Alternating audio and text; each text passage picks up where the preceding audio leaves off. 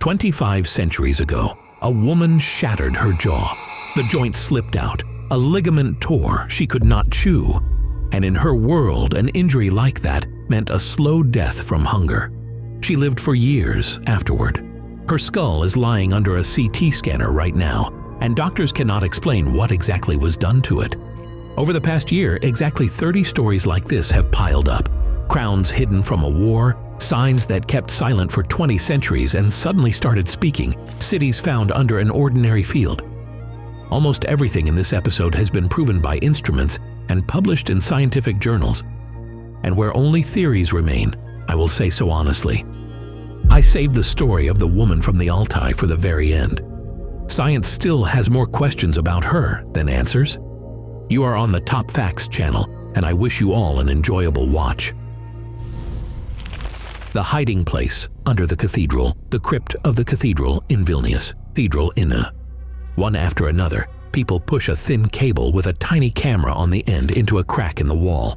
Before this, they went over the spot with a metal detector. Nothing. They scanned the masonry with radar. Nothing. They tried a thermal imager. Nothing again. And then something appears on the little screen that makes everyone fall silent. In a niche behind the masonry lay 3 crowns, a scepter, an orb, jewelry, silver plates, and a medallion. The funerary regalia of monarchs, the oldest of them more than 450 years old. One crown belonged to Alexander Jagiellon, Grand Duke of Lithuania and King of Poland. He died in 1506. The other 2 belonged to the wives of King Sigismund II Augustus, who died in 1572. All of it was hidden by the cathedral's caretakers in the autumn of 1939. The Second World War had begun, and the treasury was walled up to keep it out of harm's way. The hiding place worked far too well. The war ended, whole eras came and went, and the crowns went on being counted as lost for 85 years straight. They were searched for more than once with the most serious equipment available at the time. They were finally found at the end of 2024 by a team of church staff and museum workers. With that cable and camera, the simplest tool of everything anyone had tried here. Who exactly chose that spot in the wall and why they left behind neither a note nor a plan is unknown. The people who knew the answer took it with them.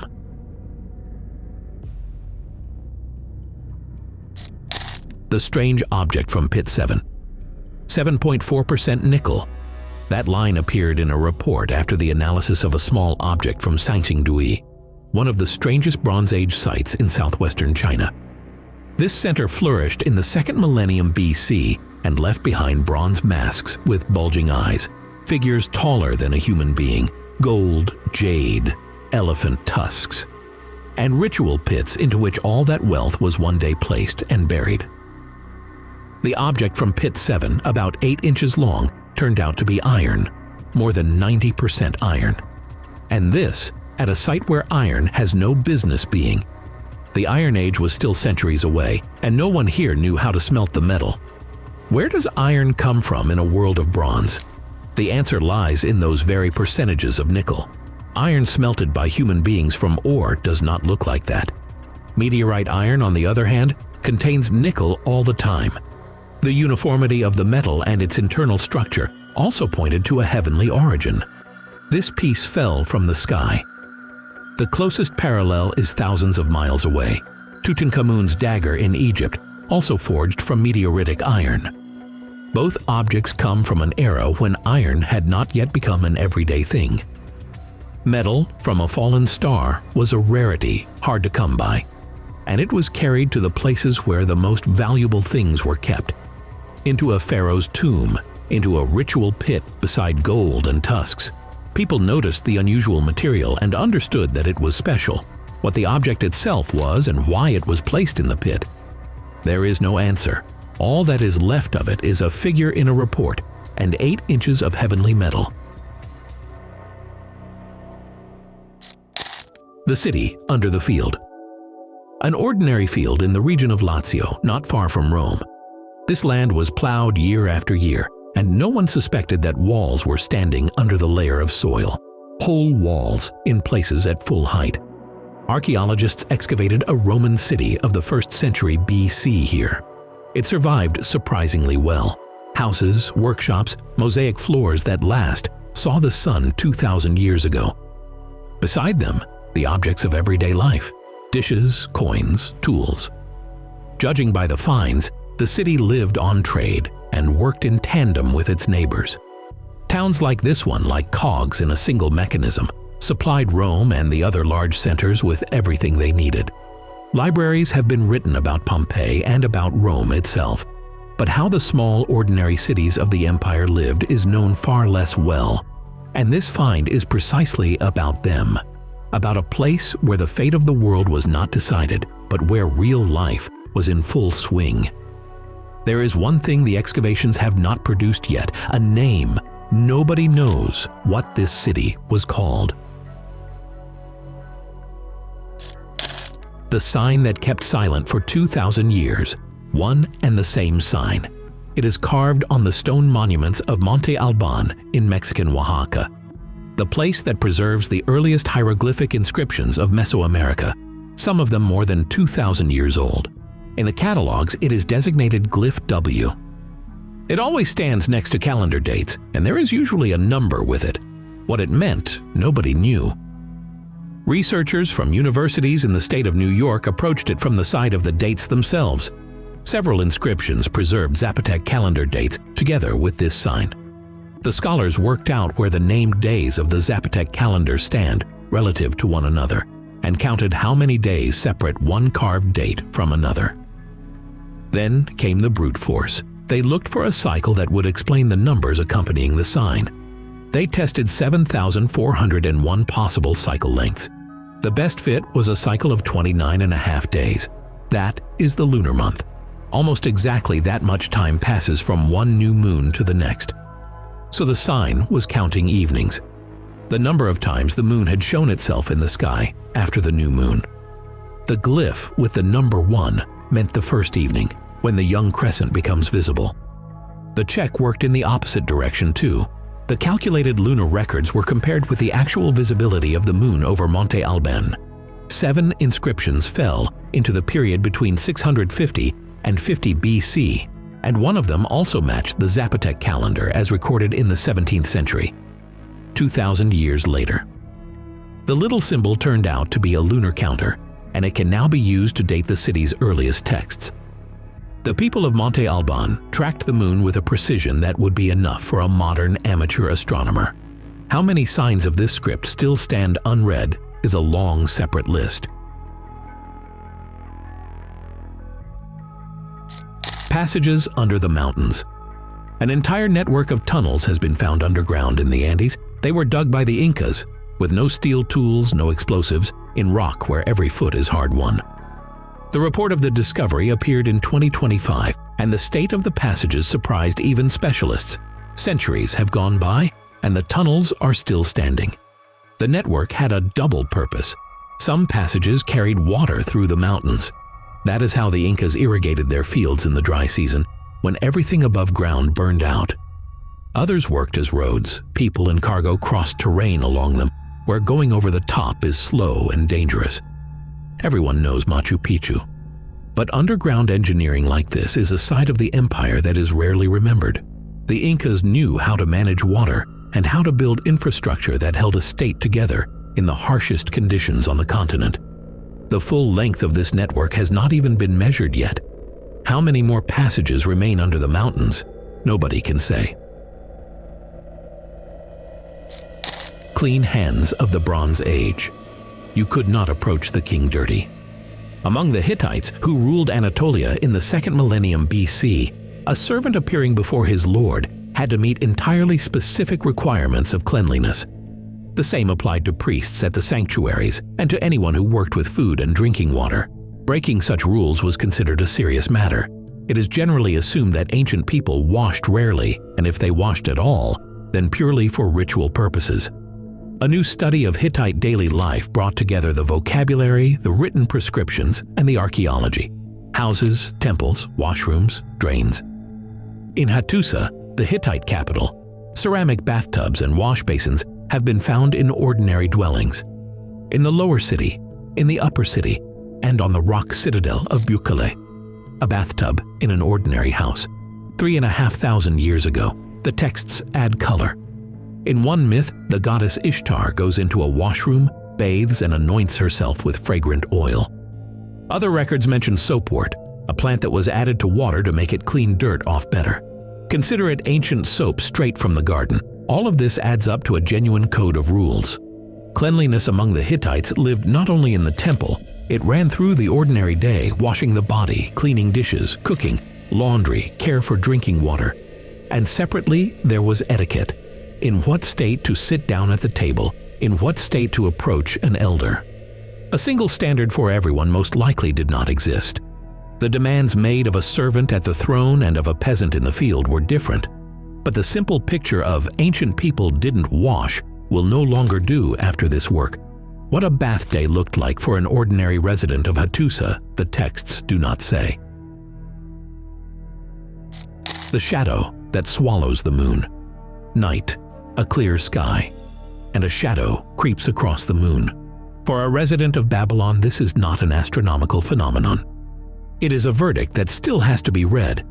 Researchers have deciphered cuneiform tablets more than 2,500 years old in which lunar eclipses are treated precisely as omens. One tablet warns outright, an eclipse is a sign that the king is in danger, and that disaster may fall upon the country. The fates of rulers, the outcomes of wars, the harvests, all of it in the Babylonian view was tied to the behavior of the moon. And you can understand these people. You are standing under the sky 25 centuries ago, and darkness is swallowing the silver disk in front of your eyes. Nobody expects good news from a sight like that. Cuneiform is the oldest known writing system, and it is hard to read. Every tablet has to be worked through like a coded message. But one thing is clear from what has been read. In Babylon, they watched the sky attentively, at length and accurately, and kept records for generations. It was only the conclusions that let them down. With those, the priests had an art all their own. The people who were not on the map.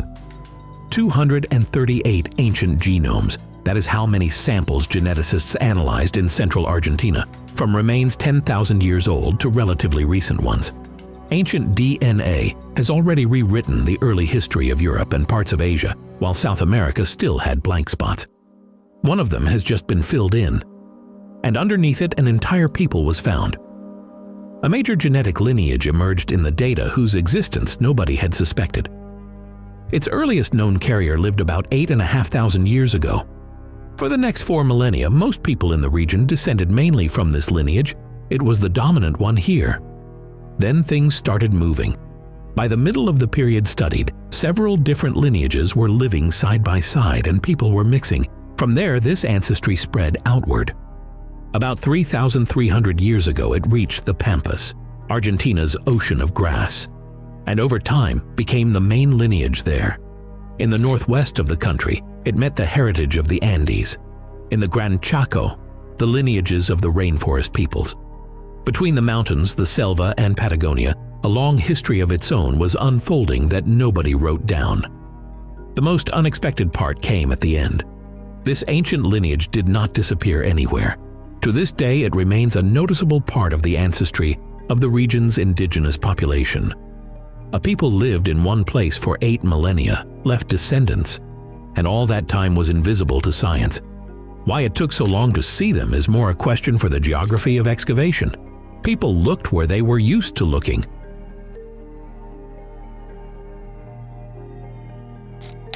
The private club closed forever. A hot bath, a cold bath, a steam room. All of it finished on a grand scale, all of it under the roof of a single wealthy house, and all of it private property. In Pompeii, archaeologists have excavated a spa complex that its owner kept not for the city, but for himself and his guests. It was found during the excavation of a house in a quarter where the local elite settled. People relaxed here and did business at the same time. First a meal, then the baths, conversations in warm water. That is how useful acquaintances were made and deals were struck in Pompeii. The plumbing and the heating system are arranged with such ingenuity that modern engineers study them with respect. It all ended on a single day in the year 79. Vesuvius buried the city under ash and scorching pyroclastic flows, avalanches of gas and volcanic debris. The complex stood under that layer for almost 2,000 years, with its baths, its walls, its finishes, as if the owners had stepped out and never come back. How many private baths like this still remain under the unexcavated part of Pompeii, nobody can say. Archaeologists have covered nowhere near the whole city.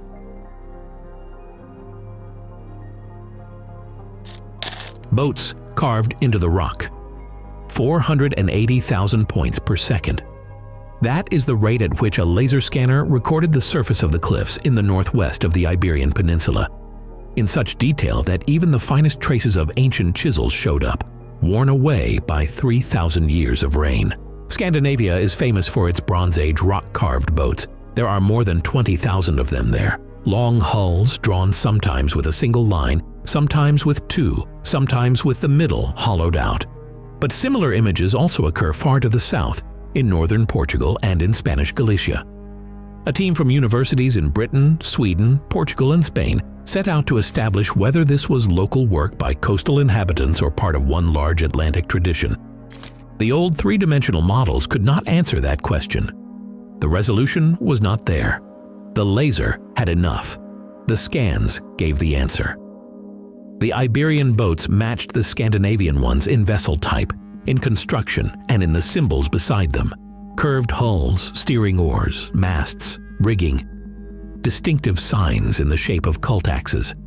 The matches also made it possible to date the images. The Late Bronze Age, roughly 1300 to 800 BC. Then the images were plotted on a map, and one more pattern emerged. Almost all the Iberian sites, including those standing inland, are connected to navigable water. From them, you can see the ocean, a major river, or the route to one. This is the world of Atlantic seafaring, along which copper and tin traveled, the main metals of the era. Northwestern Iberia, it turns out, did not live at the edge of the world, but on a busy maritime street that stretched along the whole Atlantic face of Europe. Who exactly sailed the vessels between Iberia and the north? The stones do not answer that question. The beast of the god of chaos. Cats, crocodiles, falcons, snakes, beetles. Egyptian gods can almost always be recognized by their animals, and only one god has baffled specialists for centuries. Set, the god of chaos, destruction, and death. In ancient images, he has an elongated snout, upright rectangular ears, and a stiff tail. No known animal of the Nile Valley fit that description, and some Egyptologists long ago concluded that the beast was invented outright. A fresh version sounds unexpected. The author of a new study re-examined the earliest images of Set, created between 4000 and 3000 BC, and saw in them an aardvark, a nocturnal animal with a long snout and big ears that today lives only south of the Sahara. A great deal matches the snout, the ears, the tail. There is a second argument as well. The peoples of Africa south of the Sahara have long associated the aardvark with death and dark forces, the very themes that became attached to Set. The objection is obvious. There are no aardvarks in Egypt. But there was a time when giraffes and elephants lived in the Nile Valley. The climate was different, and the savanna came closer to the river.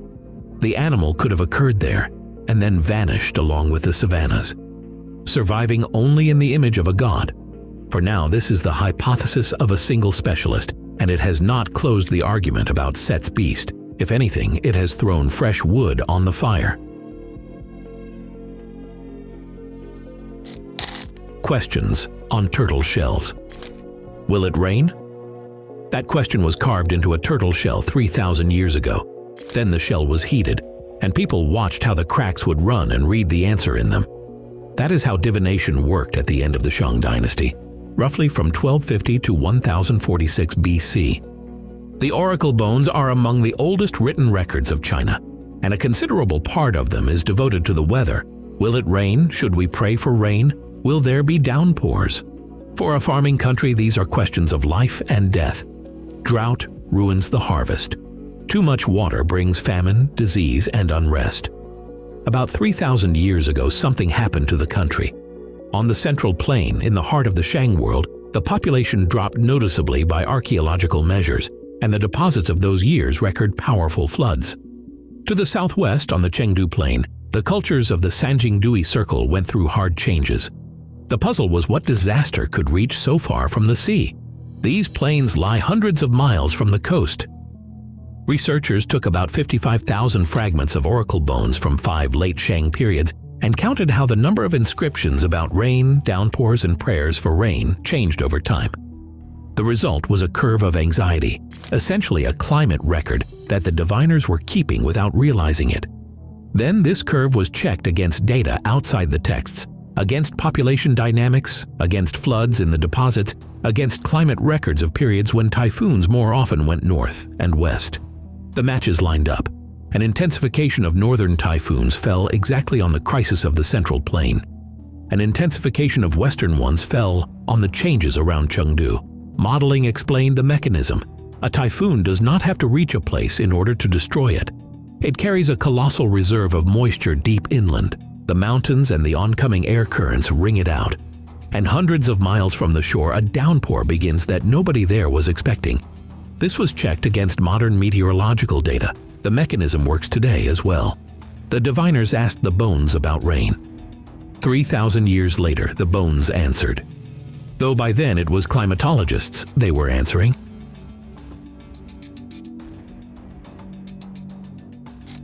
They looked for a villa and found a road.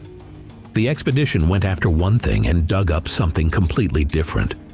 In the German locality of Steinacker, archaeologists were looking for a Roman villa that had long been talked about. A promising spot, persistent rumors, shovels at the ready. There was no villa. Instead, a Roman road more than 1/4 of a mile long came out of the ground, and an entire roadside settlement.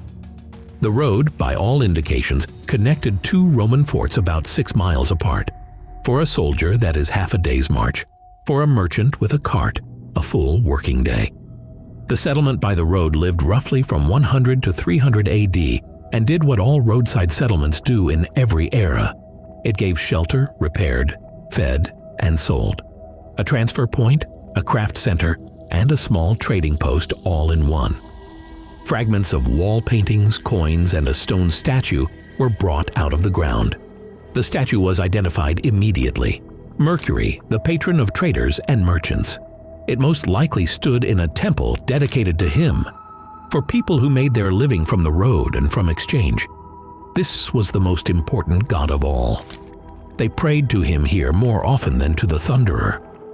Around the year 300, the settlement emptied out. The people left, the road grew over, and for 17 centuries the locality was simply a field.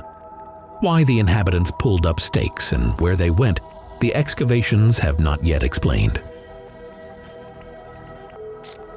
11. Dots, a broken clay figurine from a modest house. Not gold, not a carved monument, a fragment of the kind excavations turn up by the hundred. And it was found not in a palace, but in a dwelling from the lower end of the property ladder. The find spot is La Blanca in Guatemala, and the layers are dated to 750 to 650 BC. The upper part of the figurine is made as a projection. Comparison with other finds from La Blanca shows that the projection represents a head. Across it runs a band resembling a headband. And above the band, 11 dots, neatly arranged in 3 columns. Decoration? Possibly. But there are 3 arguments in favor of this being a number. The dots are gathered into a compact group that is easy to count. The band beneath them works as a frame, separating them from everything else. And most importantly, in Mesoamerica, dots were later used to write precisely numbers. They counted the days of the calendar with them, kept astronomical records, divined, tallied goods. The placement is telling too. The dots sit on the head of a human figurine, and Mesoamerican counting was vigesimal and derived from the human body. 10 fingers on the hands, 10 toes on the feet. The number is written directly on a person. If this really is a number, then a fragment from a poor house preserves one of the earliest numerical records in the region, centuries before the flowering of Mesoamerica's known writing systems. And it would follow that counting was not the property of priests and kings alone, since it turns up on a cheap household object. The cautious if is in its proper place here. Proving the intention of an ancient craftsman is harder than counting the dots. What the number 11 itself meant, nobody will venture to say. Number 1 die, 2 countries, 2 silver coins. One was found on the territory of Bangladesh, the other in Vietnam. Between the find spots lie more than 1,200 miles, 3 hours on a modern airplane. And if the matching small details of the design are to be believed, both could have been struck with one and the same die. Coins of this type are found all over Southeast Asia of the first millennium AD, in Myanmar, Thailand, Cambodia, Vietnam, and to the west as far as eastern Bangladesh. They look similar. On one side is a rising sun, on the other, the Srivatsa, an ancient Indian symbol of prosperity. The states of north-central Myanmar began minting them as early as the 4th century, but this money traveled incomparably farther than its mints. A team from Singapore and Thailand studied 245 full-weight coins of known provenance from the museums of 4 countries. They were looking for traces of the dies. If 2 coins are struck with the same tool, they share tiny common markers, the same lines, the same flaws, the same accidental peculiarities of the design. Matches of that kind added up across 86 coins out of the 245, a third of the collection. The most striking case came from a hoard at Angkor Borei in Cambodia. 67 coins from a single pair of dies. The find spots add up to routes, river settlements in Thailand, transshipment stops along the Malay Peninsula, settlements in the Mekong Delta. Out of the matches emerges a connected economic world. Rulers order the minting, craftsmen strike the coin, merchants carry it along rivers and coastlines. And across a territory thousands of miles wide, completely different peoples recognize the same tokens of value. 1,500 years ago, without a single empire to oversee it. The further down the list, the stranger the finds get. And the woman with the broken jaw, the one this episode began with, is still waiting for us at the very end. And her story will outdo everything you have heard so far. Workers were replacing the lawn on a district football field. The bucket removed the top layer and hit something hard. Human bones stuck out of the ground. Not a single skeleton, a tangled ball of bodies. This is Simmering, the outskirts of Vienna. Under the field turned out to be a mass grave from the Roman era. 129 people according to confirmed remains, but most likely over 150. All young men, skulls smashed, pelvic bones shattered, and the wounds are different for everyone. They were not executed in formation. They died in battle. No one bothered to bury them. The bodies were dumped into a pit and covered with earth. Details provided the date. Iron nails from the soles of soldiers' boots remained in the ground. Nearby lay a dagger of a characteristic type. Together with radiocarbon dating, this gave a period between the years 80 and 130 of our era, the decades when Rome, under Emperor Domitian, fought heavily on the Danube border. And here is what is strange. Romans in that era burned their fallen. A mass grave of soldiers for this region is a unique case. This means the battle was so sudden and so bad that there was no time for rituals.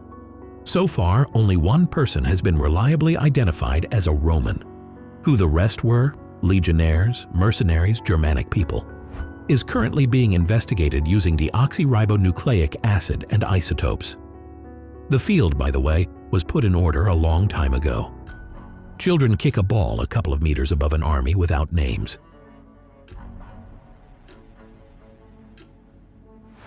There is a city that existed only on paper for 3,000 years, more precisely, on clay. Hittite texts mentioned a large center named Samuha, but its greatness did not manifest itself on the ground in any way. The Kayalipinar Hill in central Turkey looked modest, and then archaeologists began to clear the floors inside a group of buildings, and right on the floors, along the walls, small clay objects began to appear. Cuneiform tablets, not thrown away, not ground into garbage, lying right where they were left. By the end of the season, the count reached 56 tablets and 22 seal impressions. Some tablets are the size of a matchbox. The texts turned out to be a working archive. Many are dedicated to divination by birds. For the Hittites, this was a state instrument. Decisions were verified by the flight of birds. Other tablets name priests, officials, members of the royal house. The seals belonged to people of all levels, from kings and princes to scribes who certified the documents. It is clear where the records were compiled, where they were stored, where they were consulted. Thus, a muha ceased to be a line in other people's texts and received an address. Why the archive was abandoned on the floor and not taken away and destroyed is an unanswered question. The people left, the clay remained lying there for 3,000 years. The heads fall off these figurines. And this is not a breakage. It is designed that way. At the top of the highest pyramid of San Isidro in El Salvador, archaeologists found 5 ceramic dolls with faces that change expression. You look straight, one emotion. You shift one step, another. The master calculated this deliberately. 3 figurines have removable heads, the mouths are open. Holes are drilled through the neck, and in some places through the hips, threads went through them. You pulled. The doll nodded, turned, as if it began to speak. The size is small, from 10 to 30 centimeters, but they stood at the very top, and from below, from the square, the movement could be read. The dating is approximately the 400s before our era. The place is elite, which means these are not toys. Most likely the dolls played out scenes from myths or from the history of the community in front of a crowd. One figurine is male, with drawn lines on the body similar to tattoos. The rest are female. They stood, apparently, facing west, towards the direction that the peoples of Mesoamerica associated with the world of the dead. Such articulated figures on top of a monument had been found only once before this. And another detail, the style connects El Salvador with Guatemala, Nicaragua, Costa Rica. The land, which was considered a cultural backwater, turned out to be part of a large network. Who pulled the strings and for whom, you can no longer ask. It was believed that the steppe does not build cities, nomads, herds, light dwellings, and almost no traces. The northeast of Kazakhstan, the high bank of the Irtysh River, fell exactly into this category. A place called Semiyarka, the city of 7 ravines, was marked on archaeologists' maps decades ago, but they only got their hands on it recently. Modern surveying and excavation showed a settlement with an area of about 140 hectares. This is approximately 200 football fields, rows of rectangular houses, many divided into rooms. In the center is a building noticeably larger than the rest, possibly a public or administrative one. The main thing lay in the corner of the settlement. Slag, crucibles, pieces of ore, finished metal products. Here they mass-produced tin bronze. Around the year 1600 before our era. Not a forge near a house, but a production put on a stream. An entire block worked with fire and metal. It turns out that next to the nomads in the steppe lived settled communities with industry and planning. The bronze from the Irtysh dispersed along trade routes, the scale of which has yet to be outlined. How many such cities the steppe still hides? No one will undertake to say. The pit looked like an old household cellar. The width is nearly 3 meters in the south of France, in the Hérault department, near the village of Puisserguier. They dug it as an ordinary object. At the bottom lay a woman. The age is from 20 to 49 years old. You cannot tell more precisely by the bones. Lying on her back, her legs slightly bent, everything according to the burial rules of her time. Except for one thing. The head is separated from the spine and laid on her chest. Her right hand holds the head, exactly as it was placed by those who buried her. The ceramics from the filling of the pit and radiocarbon dating gave a date, approximately the years 2700 to 2600 before our era, the late Stone Age in the transition to metal. For the south of France, such a posture is not known anywhere else. Researchers sort through versions and honestly admit it is impossible to determine by these bones whether the head was separated before death or after. One thing is clear. The composition was arranged intentionally. First, the laser saw the city. An airplane with a light detection and ranging system passed over the forests of Petén in northern Guatemala.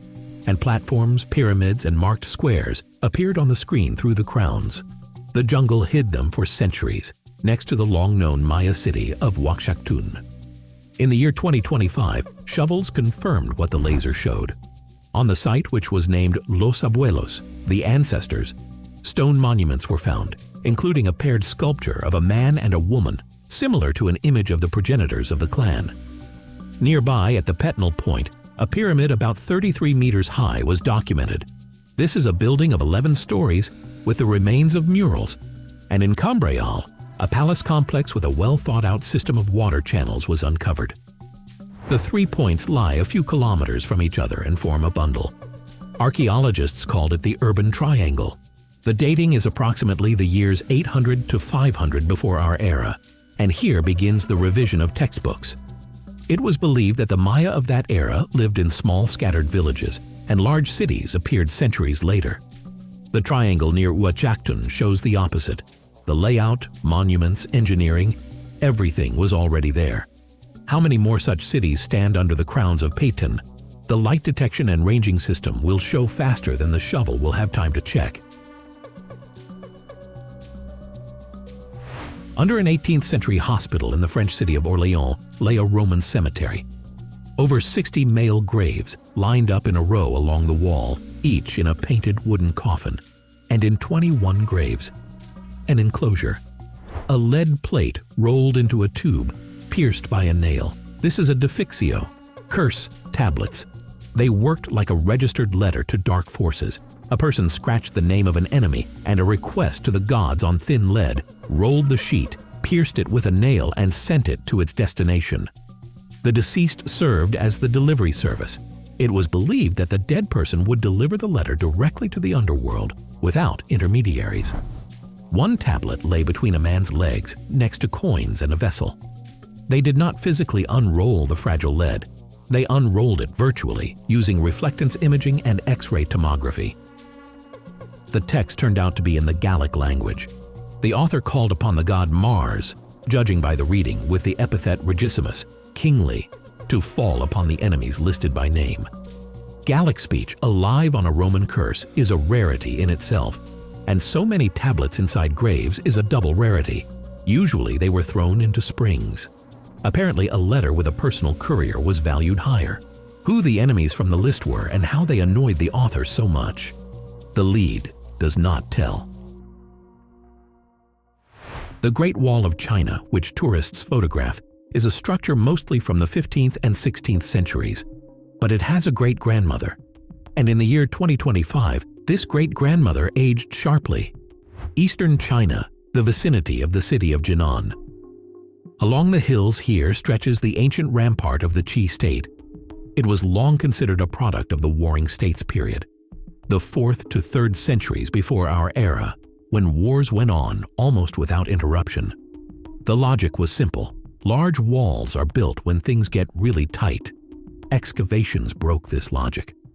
From the construction layers and ceramics near the rampart, it turned out, sections of the wall were being erected already in the 7th century before our era, 300 years earlier than thought. The Qi state was fencing off its borders when neighbors were still just getting used to the very idea of a fixed territory. But they dug deeper and found a second wall.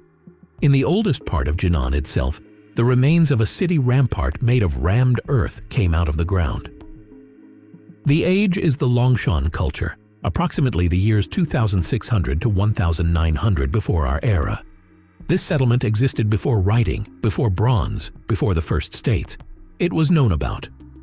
The fact that it was fortified was not. The rampart is thick, laid carefully. More than 4,000 years ago, some community was already gathering people for a common construction project, drawing the border of the city and preparing to defend it. From whom, their nameless neighbors left no answer. 5,000 years, and her hair was preserved, and her nails, and her skin. For the desert coast of Peru, this is almost a miracle. Bodies there usually decay to the bones. The place is called Aspero, the public complex Huaca de los Ídolos. The woman was buried in several layers of cotton fabric and reed mats, and covered on top with a cape of macaw feathers, blue and yellow. The age at the time of death was from 20 to 35 years old. A dowry was laid nearby, an embroidered panel with feathers, a toucan beak decorated with beads, an Amazon snail shell, a sweet potato, a fishing net, baskets, and gourd vessels. Each object is a root. The feathers and the shell, from beyond the mountains, from the jungle, the net, from the ocean. 5,000 years ago, these worlds were already connected by trade, and they were connected by the world of Caral, one of the oldest civilizations of both Americas, the same age as the Egyptian pyramids. The burial also shows something else. The woman occupied the top of the social ladder. High status here was not purely male. The strangest thing in this story is where they found her. The grave lay under a layer of a modern landfill. The garbage that had been dumped on top for centuries accidentally became her guard. According to the plan, a highway should pass here, Eastern Czech Republic, Route D35 near Hradec Králové. Before construction, the land is by law checked by archaeologists. A routine job. Usually they find a couple of pits and potsherds. This time the trenches began to fill with finds almost immediately. Remains of houses, working areas, pits stuffed with material. The excavation was expanded, and it became clear that the team was standing in the middle of a settlement of tens of hectares. One of the largest Celtic settlements ever found in this part of Europe. Hundreds of gold and silver coins, jewelry, glass beads, fine ceramics, and amber in large quantities came out of the ground. Some of the coins apparently were minted right here, meaning the community had both craftsmen and economic weight. Traces of metal processing and glass production complete the picture. Not a village, but a business hub of the Latin era, the last centuries before our era. Written sources are silent about the daily life of the Celts. It was mostly enemies who wrote about them, and mostly about war.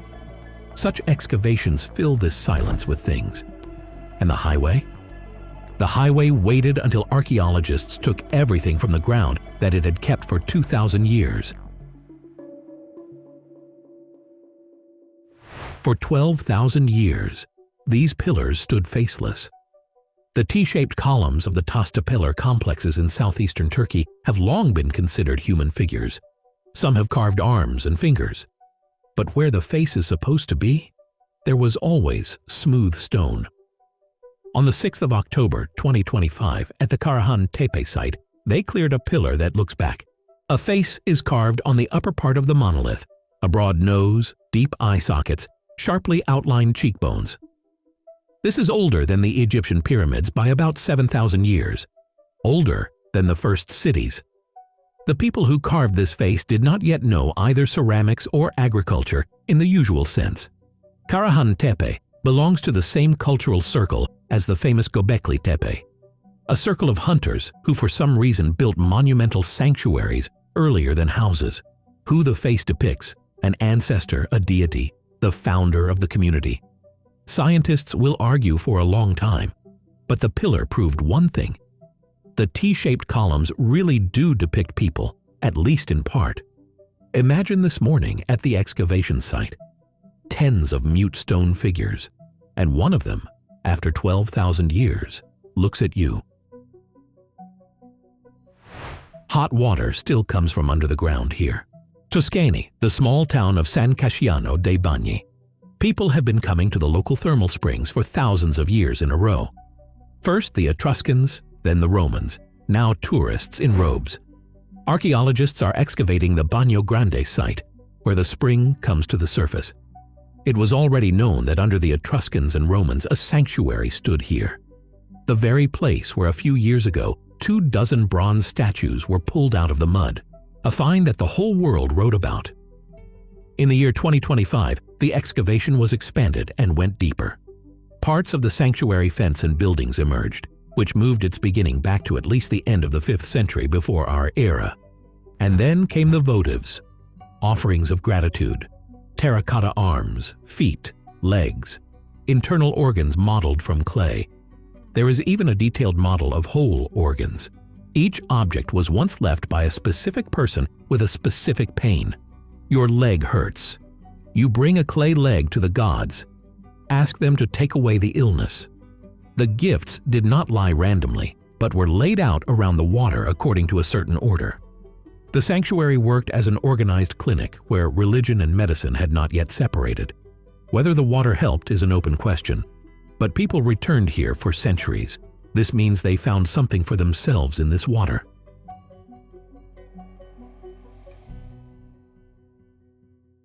The shot was in the back. A flint arrowhead entered between the ribs, got stuck in the bone, and the man lived with it. The bone around the arrowhead began to overgrow. Days, weeks, maybe longer. Then he was nonetheless buried in the same cave. This is Roc de les Oronets, the Catalan Pyrenees in Spain. The altitude is over 1,800 meters. The cave served as a mountain cemetery for centuries. More than 6,000 bone fragments from a minimum of 60 people. Shepherds, hardened by the altitude, and with them women and children. The excavations are led by Carlos Tornero from the Autonomous University of Barcelona. The bones are studied by osteologist Miguel Angel Moreno. The rib with an arrow is a singular find. Usually the arrowhead passes right through or remains in soft tissues, and the tissues disappear. Here is direct evidence of a skirmish, with a trajectory and an outcome.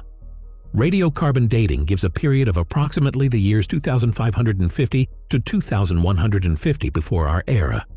On bones from this cave, even earlier they saw traces of axes and daggers, amputations, accidental arrowheads. The mountains 4,000 years ago were not a peaceful place. One thing is firmly known: someone shot the man in the back, missed the heart by a couple of centimeters, and gave him a few more weeks of life. Not a single word of this civilization has been read to this day.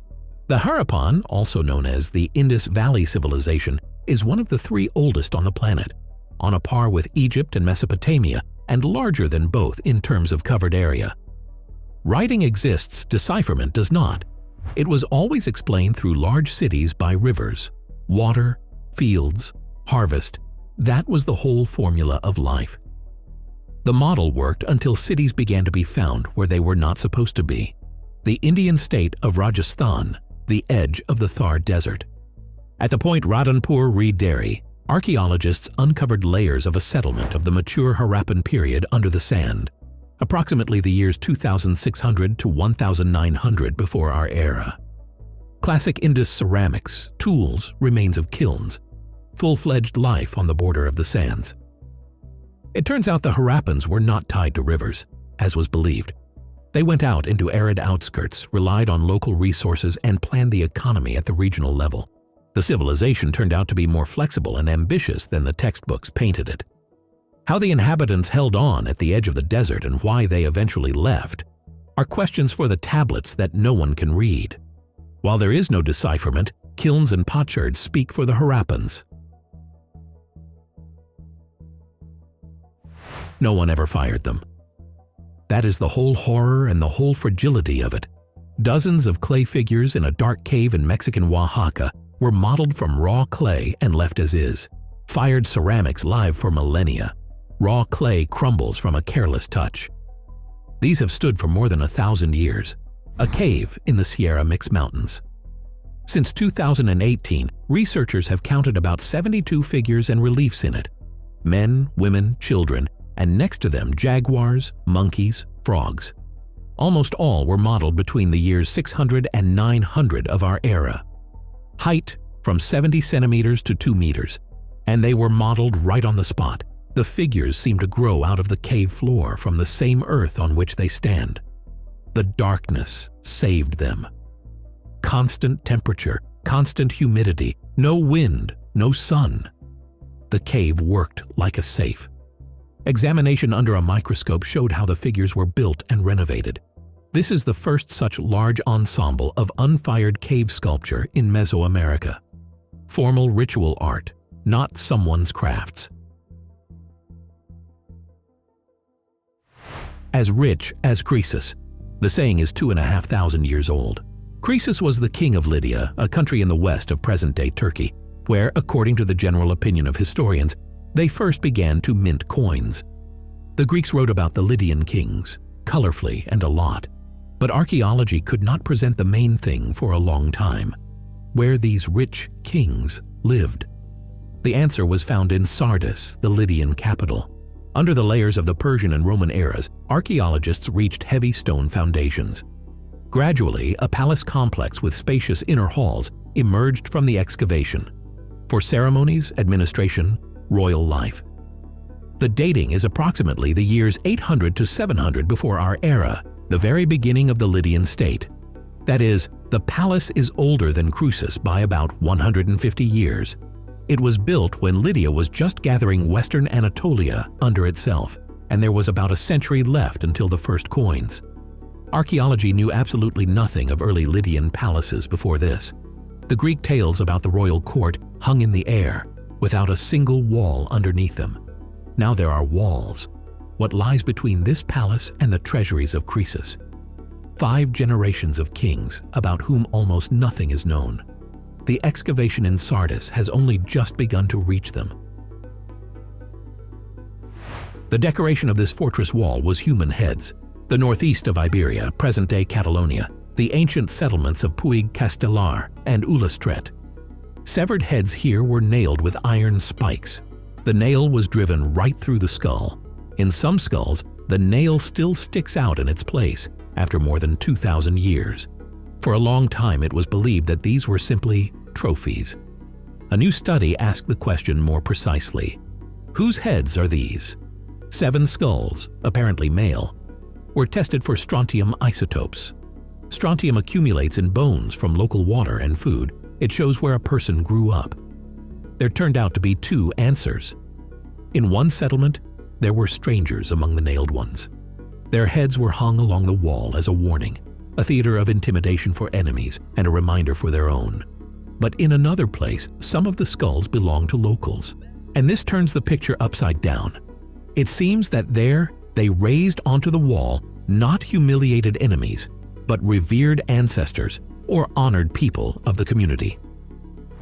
One ritual 4th to 2nd centuries before our era, and 2 opposite meanings in neighboring cities. The public message worked, by the way, perfectly. It is still being read today. True by archaeologists now. The empire was officially Zoroastrian, fire temples, state religion.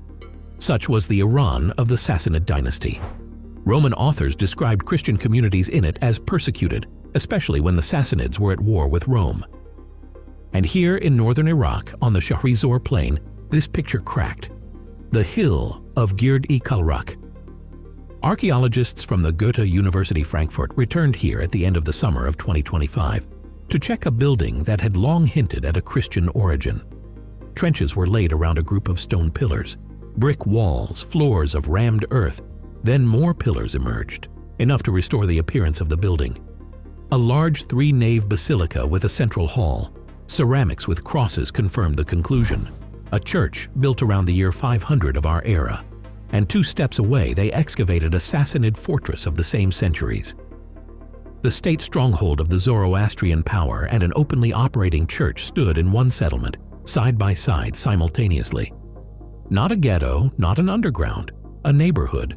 The walls and floors show what is almost invisible in the chronicles, ordinary, everyday religious tolerance. How typical such a neighborhood was for the entire empire. You cannot tell from one hill, but the precedent now stands in stone. And that tomb, for the sake of which we gathered, is still waiting at the end of the episode, under the rocks, where no one recognized it for 100 years.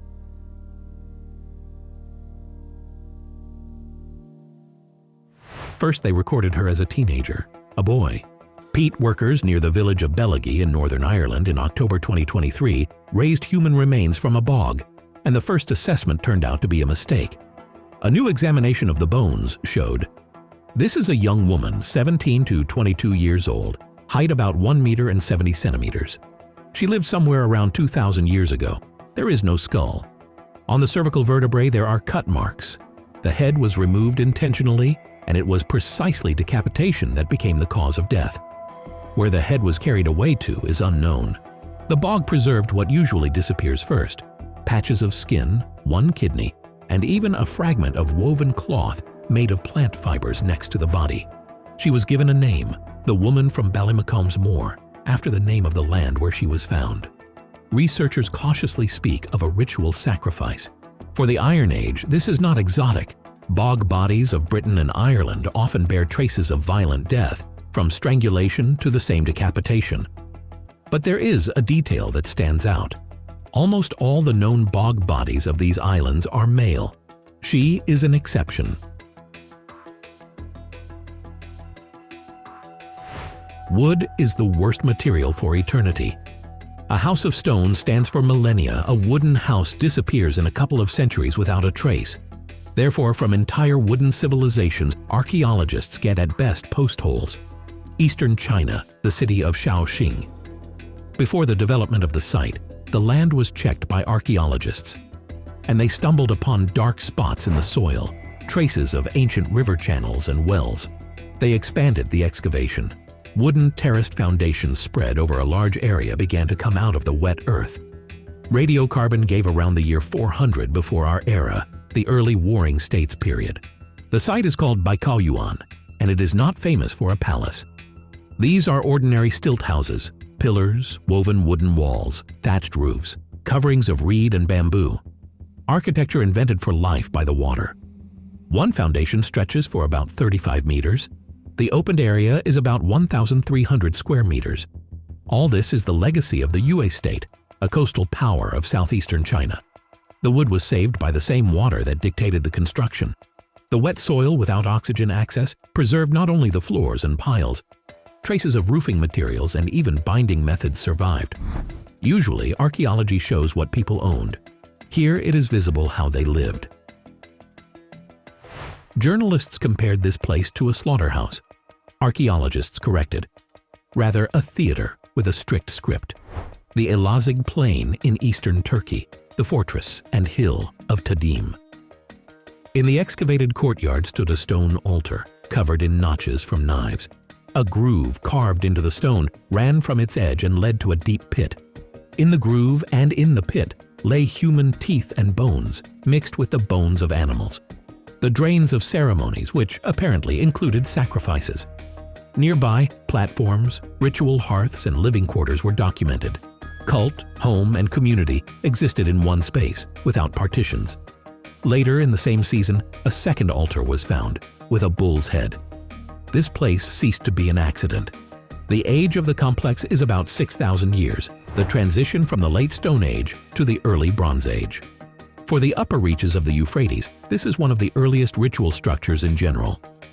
Blood here was drained according to a project. Offerings were laid out in order. Waste was removed into a designated pit. Whom the ceremonies were intended for and what exactly flowed down the groove more often. The blood of animals, or not only. The excavations still have to clarify.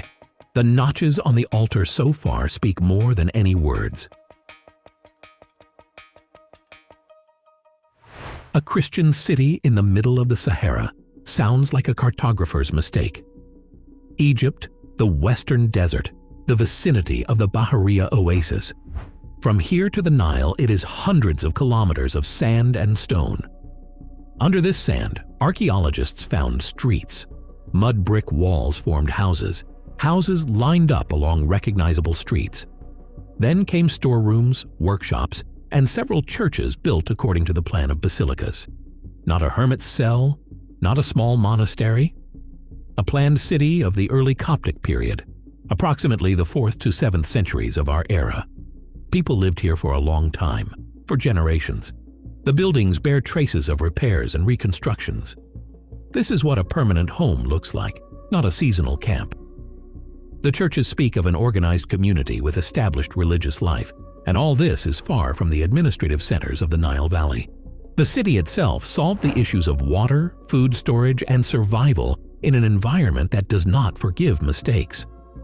Early Christianity in Egypt is usually painted along the river, cities, monasteries, cells in the rocks by the water. It turned out that it stepped deep into the desert as well, and did not survive there, but lived. How the city was supplied with water for 3 centuries still remains to be truly understood. King Midas from Greek myths turned things into gold. And in Assyrian documents, the same Midas is without any miracles. The real ruler of Phrygia at the end of the 8th century before our era, a politician and an opponent of Assyria. His capital was Gordion in central Anatolia, and the city is still surrounded by dozens of burial mounds. Most of the mounds were opened back in the 50s, using much rougher methods. But one hill on the outskirts of the city stood untouched. When its turn came, they dug slowly, layer by layer, until a wooden burial chamber appeared in the depths. Inside was a feast setting. Bronze cauldrons and serving vessels are arranged as if guests are expected any minute. Iron tools and even traces of fabric survived. The sealed chamber preserved organic matter. A funeral banquet is the signature rite of the Phrygian nobility. The tree rings of the wooden beams indicated the date, the end of the 8th century before our era. This is exactly the horizon of Midas. There is no inscription in the chamber, so archaeologists are careful. Not the king himself, but someone from his ruling family or inner circle. Almost certainly. There is not a single gift in this grave. Not a vessel, not a bead. Only bodies. The northern coast of Peru, the Puemape temple complex. A mass grave opened under the sand where people are laid face down. Several have their hands tied behind their backs. Some have ropes preserved around their necks. Osteologists found antemortem injuries on some of the skulls, blows struck at the time of death or near it. The dating is approximately 2,300 years ago, the twilight of the Kupusnik culture. No one here had a soft death. The key to the riddle is the location. The grave lies next to a temple that was built about 700 years earlier and had long been abandoned. It seems that centuries later, people returned to the abandoned shrine of their ancestors and brought it a human sacrifice. This is the working hypothesis of archaeologists from the University of San Marcos and their partners from the University of South Florida, and they emphasize for the Andes, such a burial posture, face down with tied hands, is not the norm in any era. These people were as if pressed into the earth, deliberately. Who the victims were, captives, strangers, their own, is currently being checked by deoxyribonucleic acid. The temple, for the sake of which they were killed, had already stood empty for 700 years by that point. The Chase spouses have been excavating this city for more than 40 years. Diane and Arlen Chase began working in Caracol, in the forests of western Belize, back in the 80s, and raised one of the main capitals of the Maya world from the thickets. The city sprawled over the hills for tens of square kilometers. In its best years, tens of thousands of people lived in it. One thing was missing. No one knew where the man with whom it all began lay. The answer was found not in the large pyramid, but under the floor of the royal palace.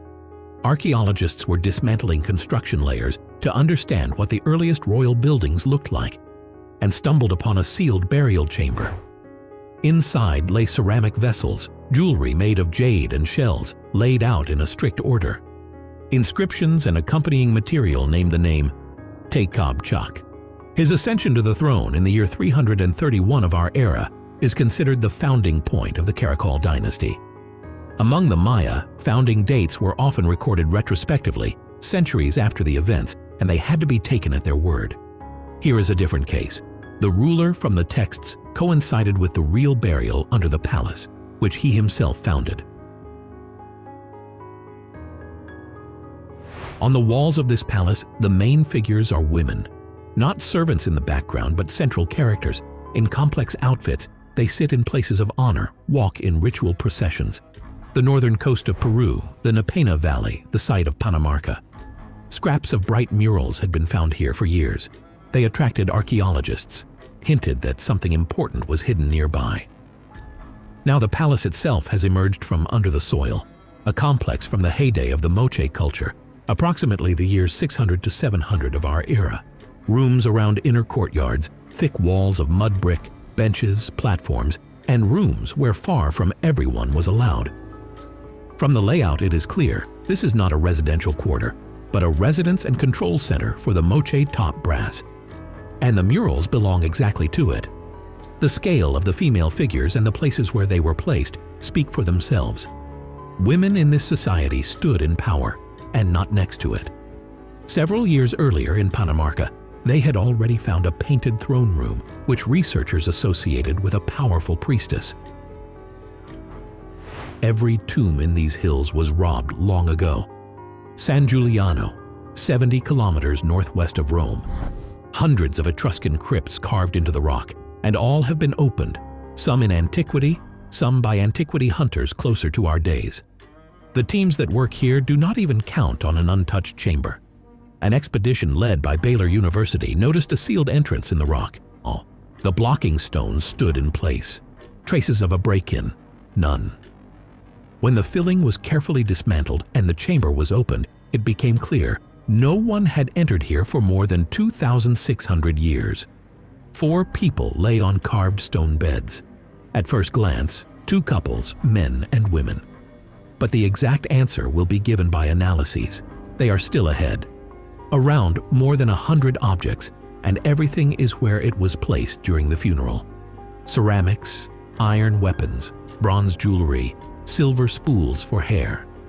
The end of the 7th to the beginning of the 6th century before our era, a time when Etruscan culture was just gathering strength.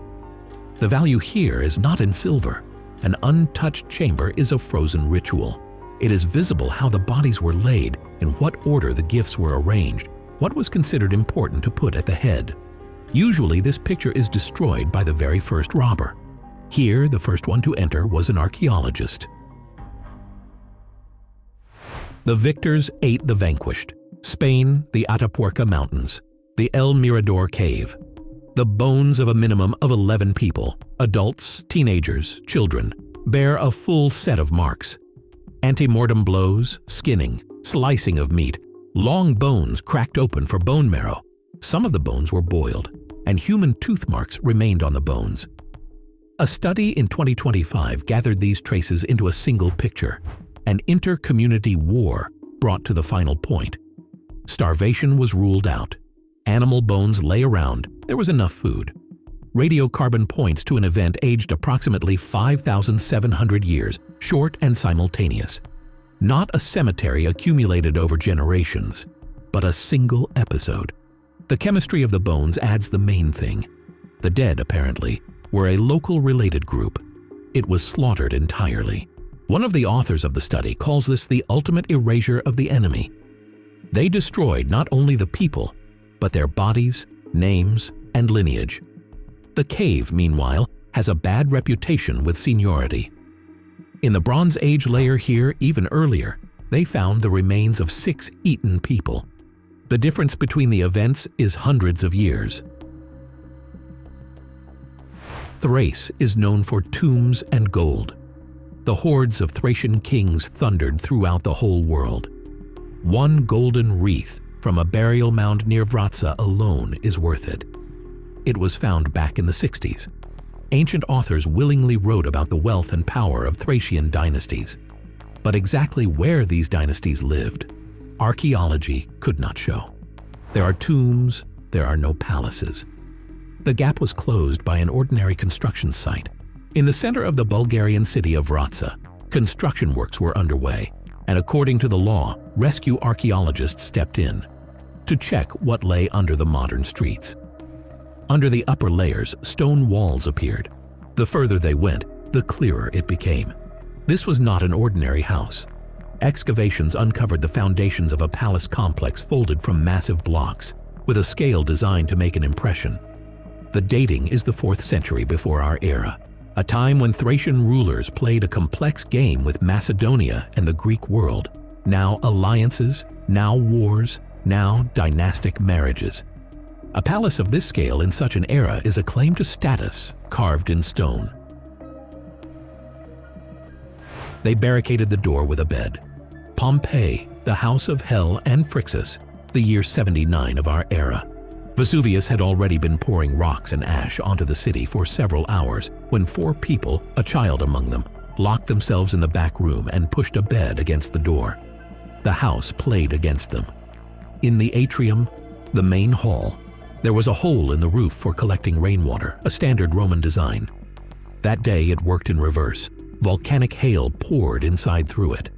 The room with the barricade remained the last dry corner.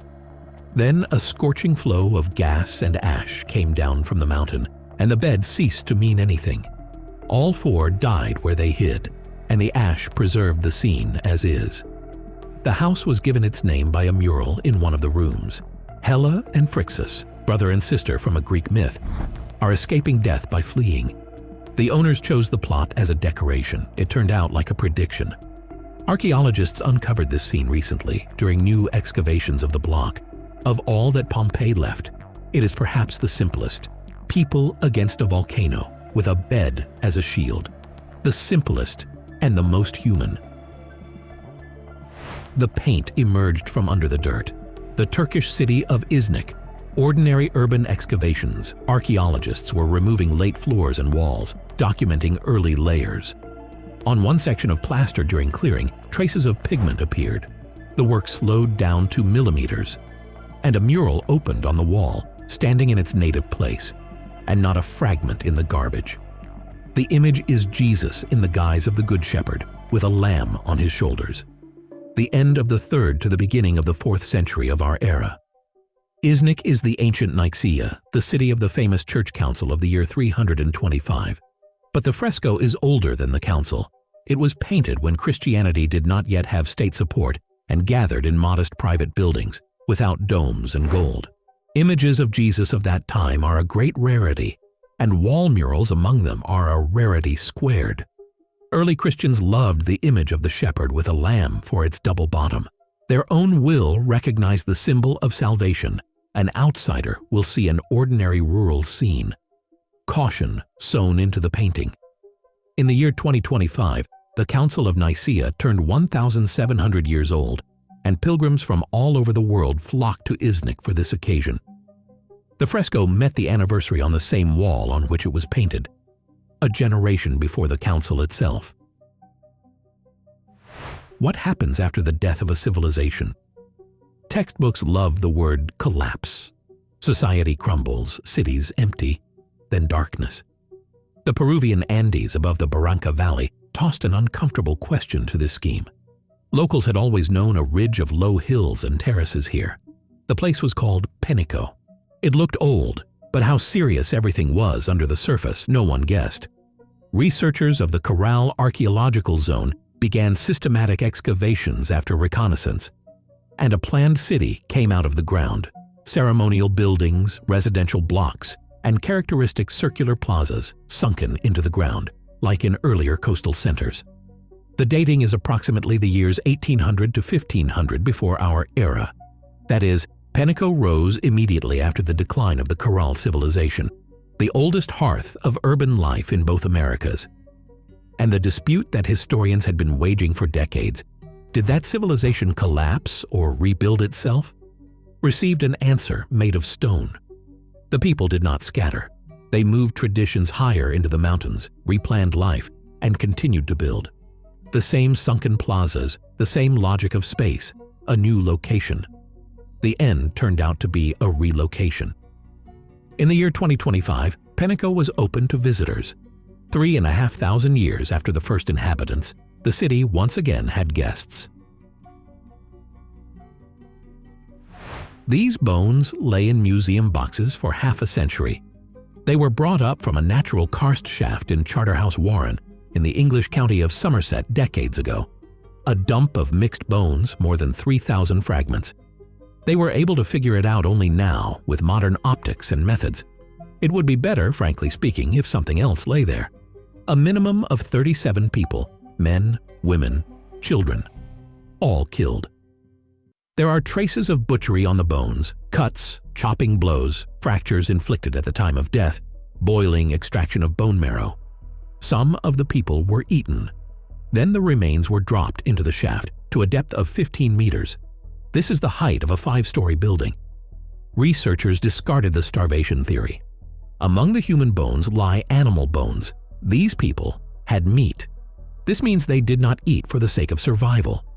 The team interprets what happened as the dehumanization of the enemy. A way not just to kill, but to trample, to turn people into prey. Radiocarbon points to the years 2200 to 2000 before our era, and everything happened at once. A single episode, not a cemetery.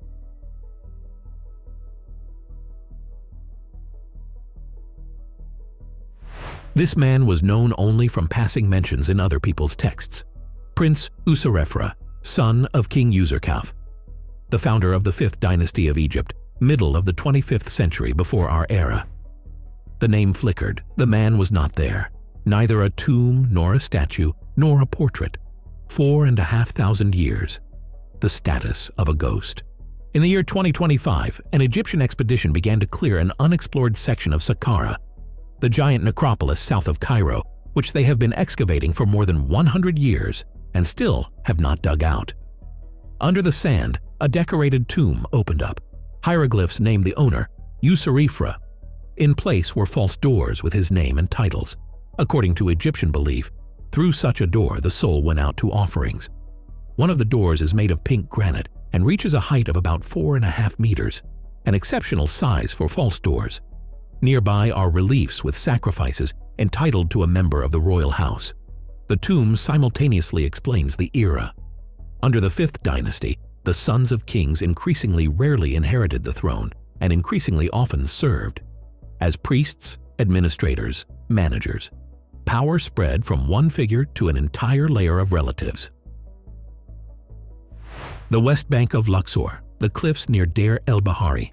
The mortuary temple of Queen Hatshepsut reigns over this area, and her era has been painted by the years. And nearby, a simple question hung without an answer for 100 years. Where was her husband, the pharaoh Thutmose II, buried? His mummy had been known for a long time. In the year 1881, it was found in a common cache where priests hid royal bodies from robbers. But a cache is not a tomb.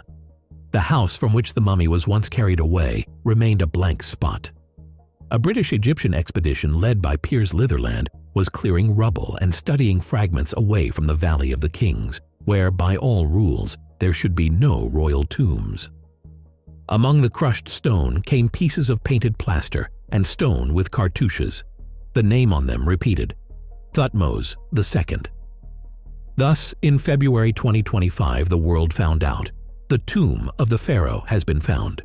The first since 1922, since the time of Tutankhamun, 103 years after Howard Carter. There was no gold inside. Shortly after the funeral, a flood passed through the chambers. The water disfigured the decoration, and the priests had to urgently evacuate the body. Which is why the mummy ended up in the cache. Fragments of the finishing survived, pieces of alabaster vessels with the names of the king himself and Hatshepsut. The first items from his burial set in the entire history of excavations. The strength of the find is not in its brilliance, but in its point on the map. Thutmose II ruled at a turning point.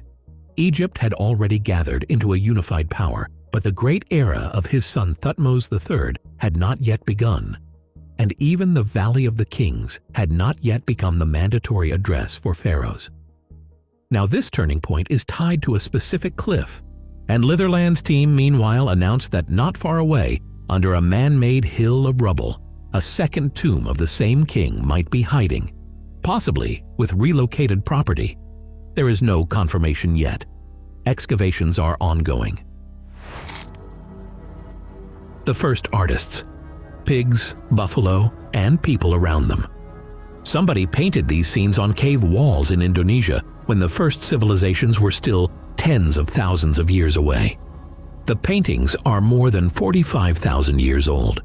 They are among the oldest images known to science, and they are older than any city, any field, and any domesticated animal on Earth. The human figures on these walls are not simply standing there. They are doing something together. The scenes read as a hunt or a rite. They have participants and action, which means what we are looking at is not a set of separate marks, but a narrative, the earliest known attempt by a human being to depict a story. By 2026, the dating had been refined. A new method of analyzing the mineral crusts on top of the paint raised the age of the earliest scene on the island of Sulawesi to roughly 51,000 years, deeper still than was thought at the time of the discovery. People were telling stories in pictures long before they learned to write them down. These artists have no names and never will. What is left of them is ochre on stone and animals that have been running across a wall for 50,000 years. A stage for the orator, 270 feet. Beyond that mark, there was not much point in standing in the Roman Forum. At that distance, you could no longer make out the finger gestures of the speaker. And Roman orators were specifically trained to speak not only with the voice, with the face and the hands as well. A speech was a performance, and the performance had its own rules of the hall. Researchers from the Jagiellonian University in Krakow and the Vienna University of Technology built three-dimensional models of the Forum at 3 points in time, around 54 BC in the late Republic, around 27 BC at the beginning of the age of Augustus, and around 14 AD toward the end of his reign. For each era, they calculated the sight lines from the speaking platforms. From the old Republican rostra, from the new rostra of Augustus, from the platforms by the Temple of Castor and the Temple of the Divine Julius. Among their measures was that same benchmark of 270 feet, how far the crowd can still make out the movement of fingers. The difference between the eras turned out to be not architectural but political. The Republican Forum, with several competing platforms and a shared open space, was arranged as an arena of struggle. An orator gathered a crowd, held it, answered his rivals, and the listeners could flow freely from one speaker to another, or merge into one seething mass. Whoever outplayed the competition gained the political weight. Public speech was a contest in the literal sense of the word. The Forum of the Age of Augustus worked by different rules. The speeches did not go anywhere, but new buildings and monuments divided the audiences, fixed the gathering places, and surrounded the public word with the buildings of the new regime. Nobody was forced to be silent. It is simply that the contest for a single shared crowd gave way to managed appearances in designated places. Politics in Rome was changed not only by laws and legions, it was changed by stone. Stone decided who would be heard, from where, and at what distance. The famine written into the floor on the walls, reliefs of emaciated people. The adult figures have protruding ribs, the young ones sunken bellies. That is how the settlement of Vichama on the desert coast of Peru is decorated, the heir of Caral, the civilization called the oldest in the Americas. People lived here roughly from 1800 to 1500 BC. They worked the land, fished, built. Desert all around, but nearby lay small wetlands fed by groundwater. Everything rested on them. The reliefs have long been read as the memory of a terrible famine. The question remaining was how to verify that a real catastrophe stood behind the images. Stone can be dated, hunger cannot. The answer was found underfoot in the most literal sense. The builders of Vichama mixed the mortars for their floors using clay silt from the nearest wetlands, and marsh mud preserves the pollen of the plants that grew around it. Researchers took mortar samples from 3 buildings across 6 construction periods, and the floors began to talk. In good times, the pollen was dominated by sedge and cattail, ordinary marsh plants. Their share ran from 40 to 90%. But in 2 periods, roughly between 1650 and 1550 BC, the picture flipped. Marsh plants nearly vanished from the samples, while pollen from drought-loving grasses passed 80% in places. The wetlands were drying up. The harvests confirm it. Guava seeds from the same layers are smaller than usual, and the range of cultivated crops grows thinner. In the Andes at this time, less rain was falling, the rivers ran low, the groundwater retreated, and the coastal oasis was turning into a salt flat. The famine reliefs and the pollen in the floor now testify to one and the same thing, from 2 different directions. But the end of this story is not the one you would expect. The people did not disappear and did not scatter. They resettled, founded new villages, went on fishing and trading goods, and came through the drought all the way across whole generations. The memory of what that passage cost them, they left on the walls. The result is a rare thing, a climate catastrophe recorded twice, by art and by pollen. A language with no relatives. The Basques have no linguistic kin. Nearly all of Europe speaks languages of one large Indo-European family, from Portuguese to Russian, from Norwegian to Greek. Basque stands apart. No parents, no siblings, no distant cousins. Linguists have been arguing about where it came from for centuries, and it is one of the most stubborn questions in European scholarship. The chief candidate for a relative is the ancient Iberian language of eastern and southern Spain. With it, a strange situation has developed. The Iberian script has been worked out. Their inscriptions can be read aloud. But what the words that are read mean is for the most part unknown. We read without understanding. Imagine a book you can voice from cover to cover and not understand a single line of. The hardest thing to wave away is the numerals. The Iberian ban, by, lor, borste, abar, orque are too similar to the Basque bat. By, lau, bost, hamar, hoge, that is 1, 2, 4, 5, 10, and 20, and they are similar not just to the ear. The Iberian words stand in counting contexts, in measures and weights, and combine with each other exactly the way numbers combine when you are counting. A new study went further than the numbers, to kinship terms and personal names, that is, to the basic vocabulary where a genuine relationship between languages is bound to leave traces. Since the language is not understood, the researchers investigated the behavior of the words, in what parts of inscriptions they appear, what suffixes attach to them, whether they resemble owners' names on personal objects, which elements persistently combine with one another. Matches with Basque patterns piled up, too many for coincidence, the authors believe. Some linguists still call the resemblance deceptive, and nobody has settled the argument. But the framing of the question itself has changed. This is no longer a guess in the margins. It is a pattern that now has to be explained, either by an ancient relationship between the two languages, or by something we are not seeing at all yet. Buried together. In ancient Korea, a person of rank might not be buried alone. The custom was called sunjang. Sacrificed people were laid in the tomb together with its owner.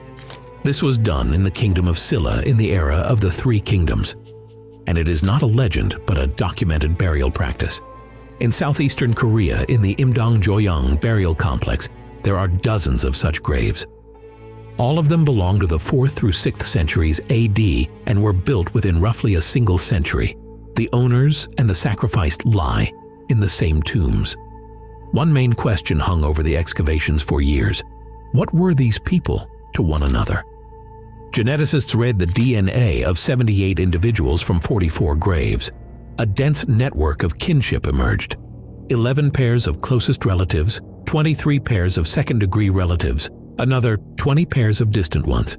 13 families were assembled out of this network. Some of it confirmed the archaeologists' old guesses. The owners of 2 parallel tombs turned out to be spouses. Children lie beside their parents. And from pairs like these, it is now even possible to reconstruct the order in which the graves were built. Then came heavier discoveries. 5 individuals had parents who were closely related to each other, one of them at the level of first cousins or closer. And this concerned not only the tomb owners. Genetically, the owners of the graves and the sacrificed were not distinguishable at all. Not 2 different groups, not nobility and captive outsiders, but one and the same population. In individual cases, the victims were relatives of the very people they were laid in the ground with. Their own. They sacrificed their own. The community buried its lord and added its own relatives to his grave. And why it acted that way, science cannot answer. After the DNA was read, that question only got heavier.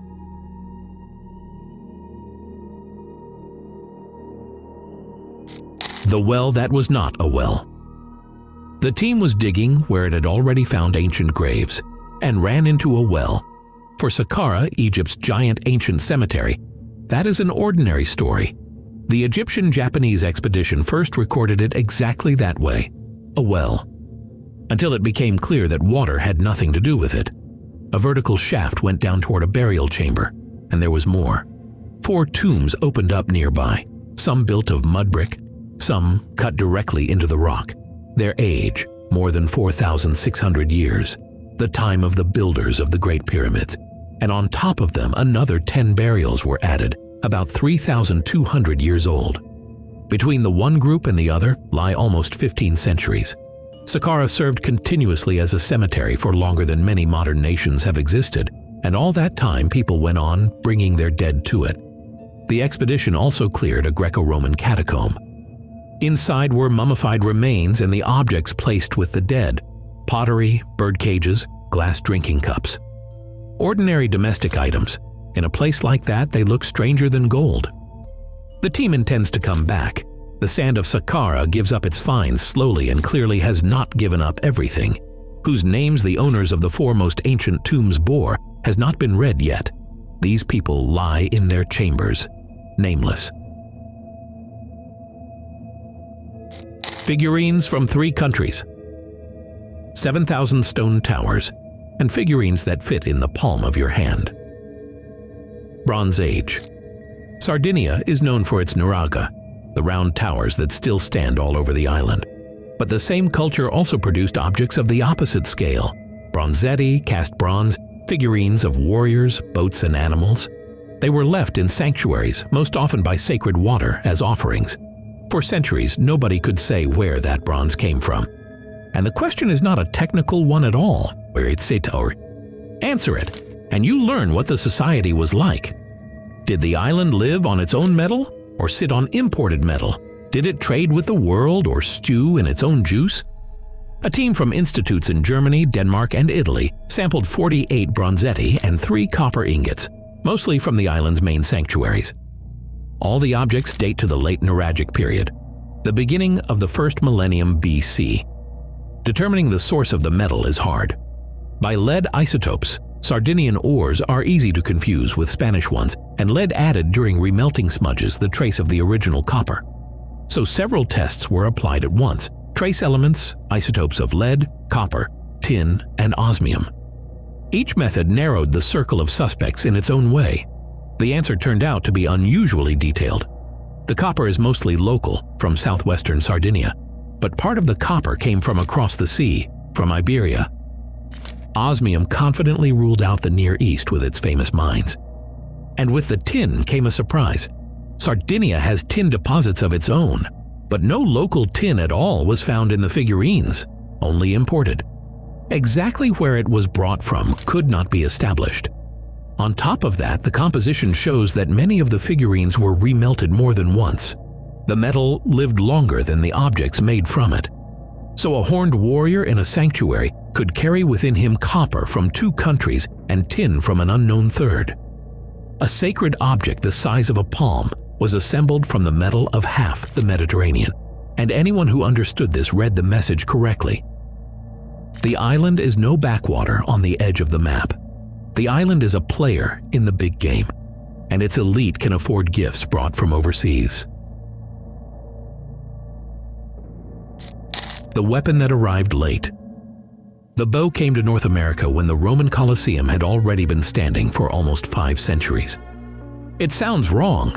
It seems as if people always had bows and arrows going back to the time of the mammoths. But on this continent, another weapon reigned for millennia: the atlatl, the spear thrower. A wooden lever that lengthens the hunter's arm and drives a dart faster than any throw from the shoulder ever could. For thousands of years, that was enough for everything, from rabbit to bison. Verifying when one weapon replaced the other was hindered by the nature of the evidence itself.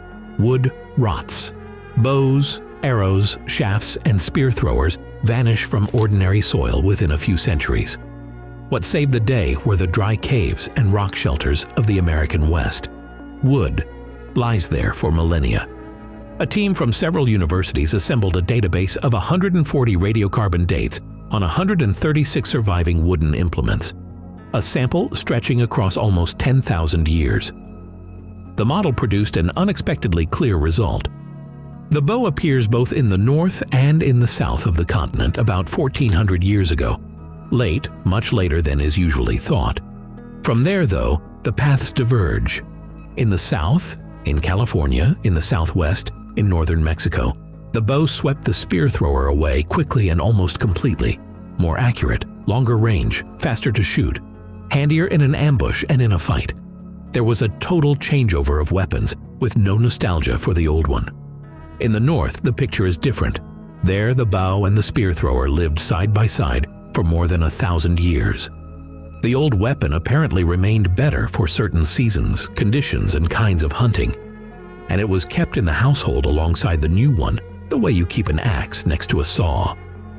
The common notion of a bow that is many thousands of years old in America is closed by this work. In its place, it opens a more awkward question. Why did such an effective weapon take so long to reach an entire continent? 303 new drawings. 303 drawings in 6 months. That is how many new geoglyphs were found in the desert of southern Peru, in a place that was supposed to have been walked over and studied long ago.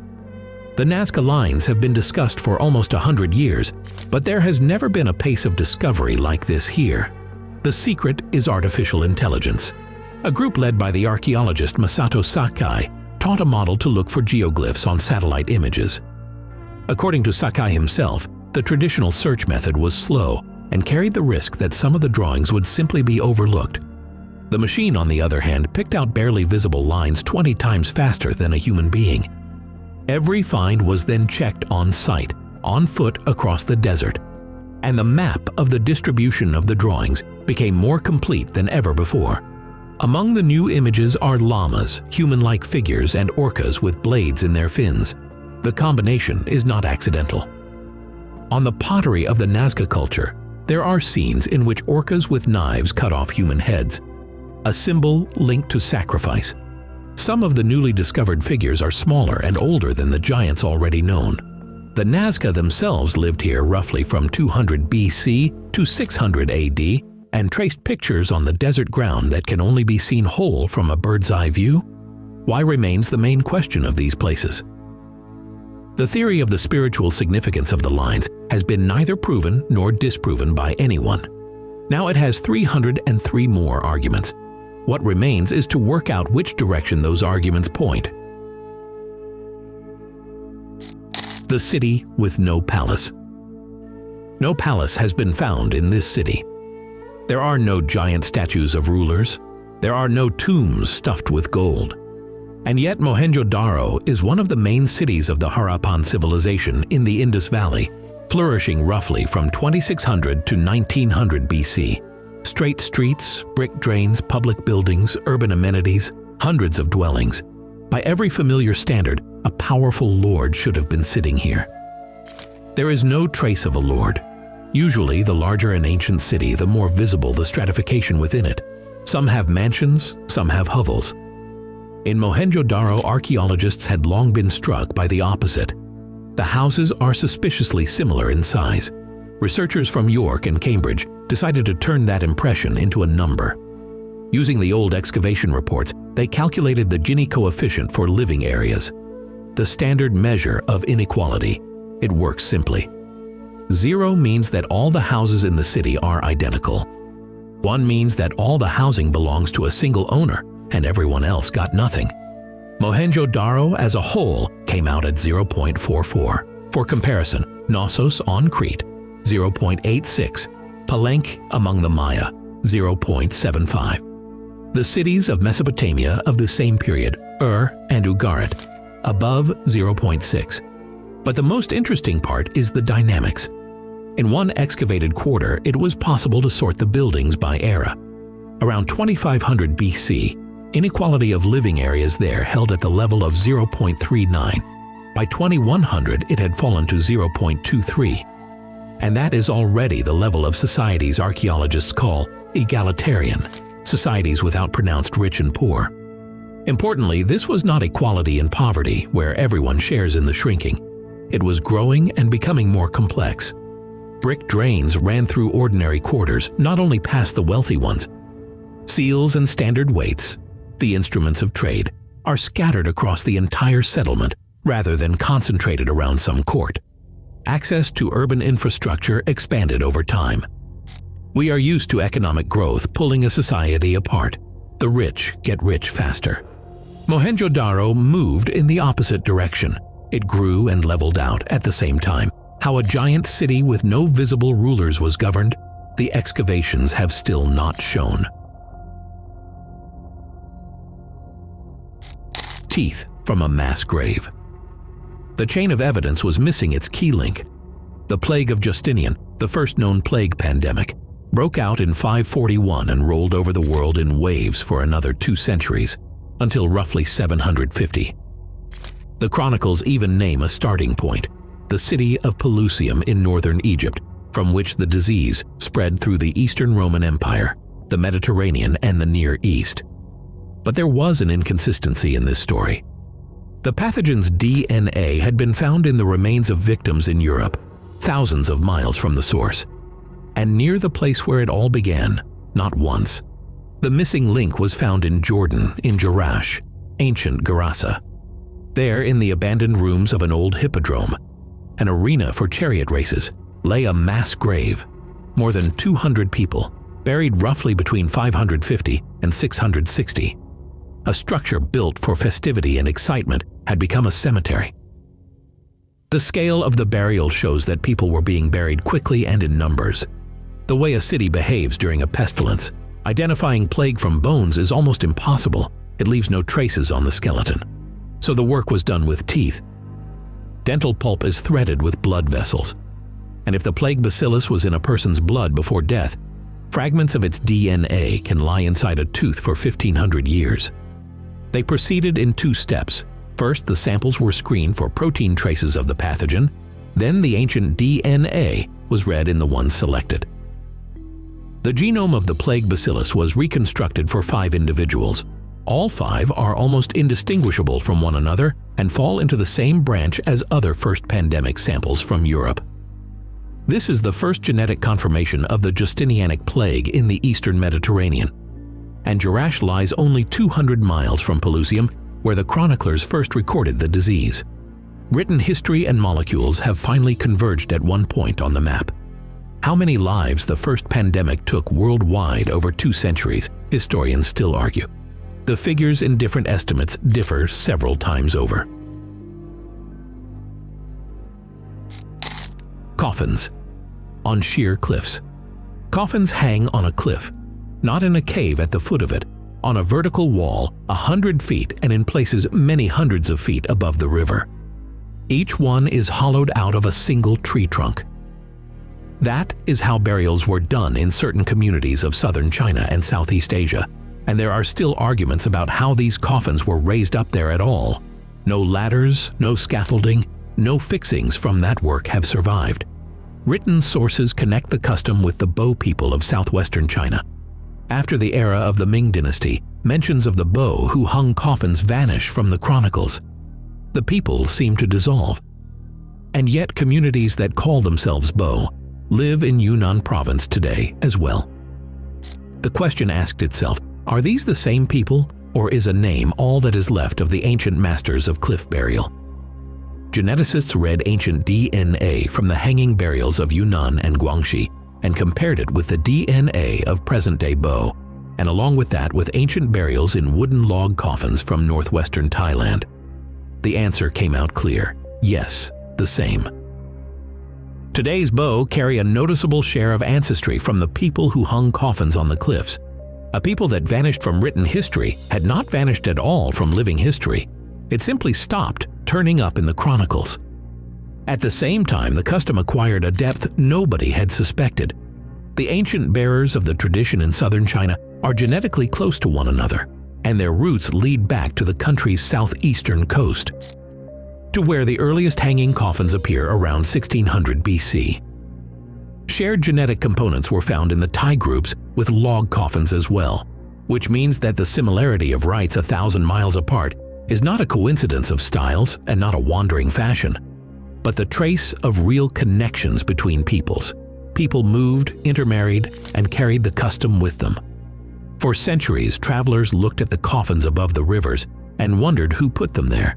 Now it is known whose descendants walk beneath those cliffs. What is still not known is the main thing: how the coffins were raised. The temple that grew out of the river. Karnak stands a third of a mile from the Nile. It is the greatest temple complex in Egypt, the house of the god Amun near Luxor, and that third of a mile to the water seems an insignificant detail. But the Nile did not always flow where it flows now. Channels wandered, the floodplain was rebuilt, and what this bank looked like in the very beginning, nobody knew precisely. The early landscape of Karnak remained a blank spot. A team led by the University of Southampton carried out the first full geoarchaeological survey of the area. 61 cores, columns of soil, were raised from the ground. The deepest borehole went down nearly 40 feet, the height of a 4-story building. The cores contained potsherds by which the layers can be dated, and to these were added regional drilling data and laboratory dating of the sands. Out of all this, a map of the ancient floodplain took shape, and on that map, Karnak turned out to be an island. The temple was founded on a surviving piece of river terrace, with branches of the Nile flowing around it on all sides, a patch of solid ground in the middle of water and marsh. Living permanently on this elevation became possible only after the river retreated. From roughly 2520 BC, give or take a few centuries, in the time of the Old Kingdom. It is impossible not to recall the Egyptian creation myth here. In the beginning of time, it says, a primeval mound rose from the waters of the world, and from that mound everything that exists began. The study cannot prove that the site of the country's main temple was chosen precisely because of this image, and it honestly says so. But now we know what Karnak looked like before Karnak, a strip of land rising out of the river. For a people whose faith began with a mound amid water, it is hard to imagine more eloquent ground. Whether this is coincidence or the calculation of ancient priests, everyone will decide for themselves. The stone that came from the north. At the very heart of Stonehenge lies a stone weighing 13,000 pounds, like 4 passenger cars. It is called the altar stone. The sandstone it is made of is not local. Earlier studies had already shown that the rock originates in the Orcadian Basin in northeastern Scotland. From there to Salisbury Plain in southern England is about 430 miles in a straight line. For the Stone Age, a distance beyond comprehension. The question remained, where exactly? The basin is enormous, and the possible points ran into the hundreds. A new study narrowed the search through tiny zircon crystals inside the sandstone. Zircon preserves the age of the ancient rocks from which the sand was once formed, and the set of those ages produces something like a geological fingerprint. The altar stone's fingerprint was compared with Scottish outcrops. The closest match is Sarclett in Caithness, on the very northeastern edge of mainland Scotland. Several neighboring northern points also fit fairly well. The southern candidates, which would have simplified the whole story enormously, matched noticeably worse. Then they checked the ice. Could an ancient glacier have dragged the block south by itself, with no human involvement at all? In one model, the ice carries material to the southeast, toward Doggerbank in the North Sea, and then people would have had to haul the stone not 430 miles, but about 250. A neat version, but it failed on 2 counts. From Caithness, the best geological match, no convenient ice route to Stonehenge comes out. And Doggerbank went under the sea earlier than the altar stone, by all the evidence, appeared on Salisbury Plain. One conclusion remains: the stone was carried by people. 6.5 tons, over uplands and rivers, or by sea along the coast, by the efforts of late Stone Age communities with no pack roads and no machinery. Exactly how they did it is unknown. No sledges, no rafts, no traces of that route have survived. What has survived is the stone itself. 430 miles from its native cliff, at the center of the most famous megalithic monument on the planet.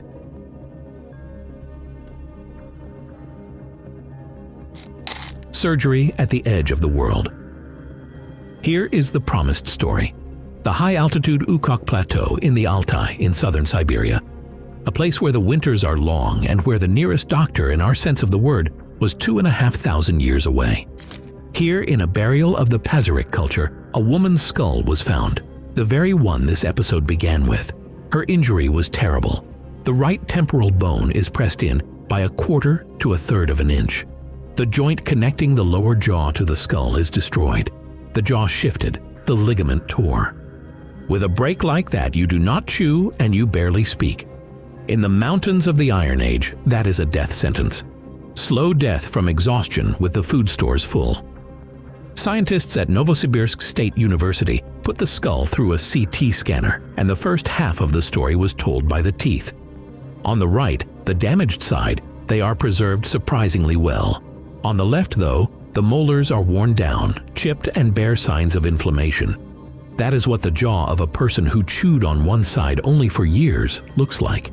For years. Which means that after the injury, the woman did not die. She lived, she ate, and she went on living a long time. The second half of the story was told by the images of the joint itself.